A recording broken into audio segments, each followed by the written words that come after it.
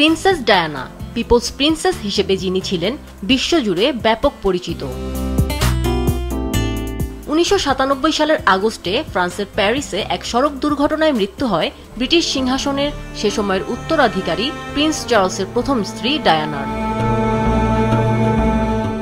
মৃত্যুর 28 বছর পেরিয়ে গেলেও জনপ্রিয়তা একটুও ম্লান হয়নি তার, আর তাই সেই প্যারিসেই আবার ফিরলেন প্রিন্সেস ডায়ানা, পরনে সেই বিখ্যাত প্রতিবাদের পোশাক যা তিনি পরেছিলেন তার স্বামী প্রিন্স চার্লসের বিবাহ বহির্ভূত সম্পর্কের খবর প্রকাশ্যে আসার পর।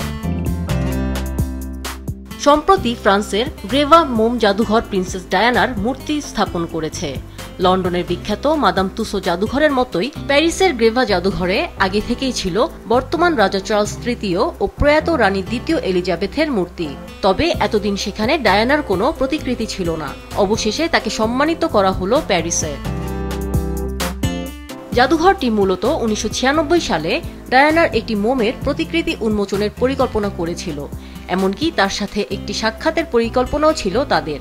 কিন্তু 1997 সালে সড়ক দুর্ঘটনায় ডায়ানার মৃত্যু হলে প্রকল্পটি স্থগিত করা হয়। দর্শনার্থীদের আগ্রহের কারণেই এতদিন পর ডায়ানার প্রতিকৃতি তৈরি হয় বলে জানান জাদুঘর কর্তৃপক্ষ।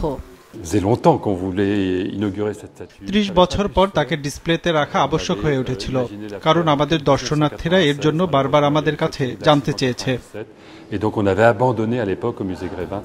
জাদুঘর কর্তৃপক্ষ বলেন, লন্ডনের মাদাম তুসোর তুলনায় তারা ডায়ানার আরো উজ্জ্বল দিক দেখাতে চান, আর তাই জাদুঘরটি ডায়ানার পরনের সেই প্রতীকী কালো ককটেল পোশাকটি পরানোর সিদ্ধান্ত নেয়, যা রিভেঞ্জ ড্রেস নামে পরিচিত।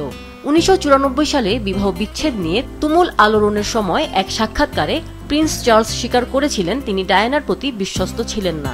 সে রাতেই নিজস্ব ভঙ্গিতে বার্তা দিতে কালো পোশাকটি পরে হাজির হয়েছিলেন ডায়ানা। সাধারণত মডেল ব্যক্তিত্বদের সাথে ব্যক্তিগত বৈঠকের মাধ্যমে মাপ নিয়ে প্রতিকৃতি তৈরির কাজ করা হয়, কিন্তু এক্ষেত্রে জাদুঘরের পক্ষে ডায়ানার মোমের ভাস্কর্য তৈরি করা সহজ ছিল না।